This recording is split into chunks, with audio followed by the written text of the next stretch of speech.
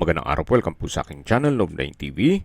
Patalasasan po, meron po ba kayong mga properties na napapabayaan or non-performing assets? Plan nyo ibenta, pero wala kayong oras sa pagbenta nito.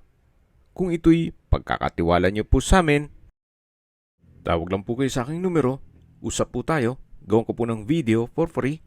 Yes, libre po, wala po kayong babayaran. Tutulungan pa namin kayong mabenta ang inyong property.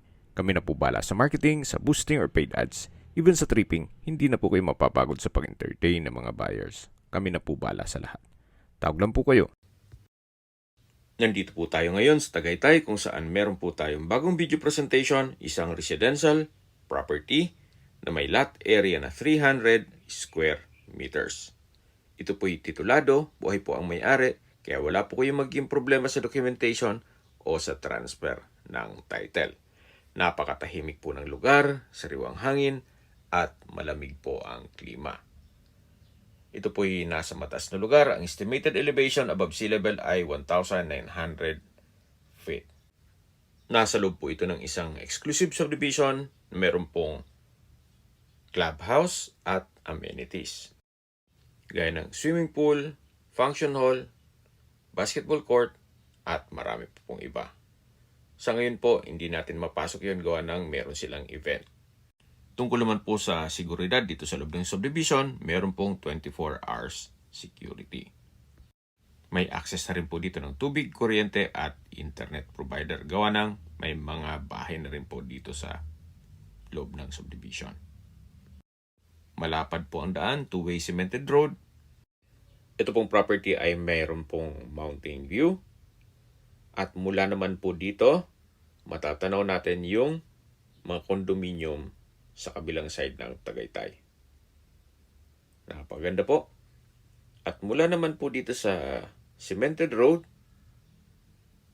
ito pong terrain ay rolling o slope. Para may idea po kayo, ganito po ang magiging disenyo ng bahay nyo kung sakaling ma-acquire nyo ito. At ganito po. Kaya please manage your expectation. Once na mag-set tayo ng tripping, baka mag-expect kayo na patag na patag. Ito po'y rolling po ang terrain nitong lupa. Sa mga nag-skip po ng video, summarize ko lang po, ito pong property ay nasa Tagaytay, sa loob ng isang exclusive subdivision na meron pong 24-hour security at kumpleto ang amenities. Ito po'y titulado at may sukat ng lupa na 300 square meters. Ito po yung tinutukoy ko na mula po dito, may patag ng konti, then ilang steps lang ay rolling na po yan. At pag natabasan naman po, matatanaw nyo naman ang mountain view, pati dun sa mataas na lugar ng Tagaytay. Habang pinagmamasin nyo po ito, pag-usapan na natin ang distance, location, at travel time. Mula po sa Picnic Grove, ang distance is 1.9 kilometers at ang travel time is 4 minutes. Mula naman po sa Ina ng Laging Saklolo Church, ang distance is 980 meters at ang travel time is 2 minutes. Mula naman po sa Tagaytay Rotonda, ang distance is 7 kilometers at ang travel time is 9 minutes. Sa Tagaytay Rotonda po ay kumpleto na rin gaya ng malls, hotels, restaurants, banks, schools, church at hospital. Yan po yung lagi kong binabagit sa aking video na dapat nyo i-consider sa paghanap ng property, yung meron pong malapit na hospital. Hindi ko naman po sinasabing sakitin kayo. Yan naman po ay for emergency purpose lang naman.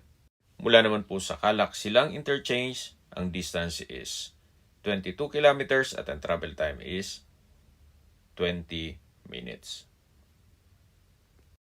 Ang Calax po ay connecting South Luzon Expressway, Skyway, all the way to North Luzon Expressway at ibang parte ng Metro Manila.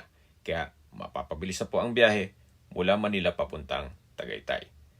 Mula naman po sa Manila o sa airport, ang distance is 36.2 kilometers at ang travel time is 1 hour and 14 minutes. Okay, sa presyo na po tayo. Binebenta po ito ni owner sa halagang 12,000 pesos per square meter. Kung may mga katanungan po kayo, tawag lang po kayo sa aking numero. Sa mga kababayan naman natin nasa ibang bansa, meron po akong Telegram sa mga iPhone user man, may iMessage, meron din pong Imo, Skype, Viber at WhatsApp.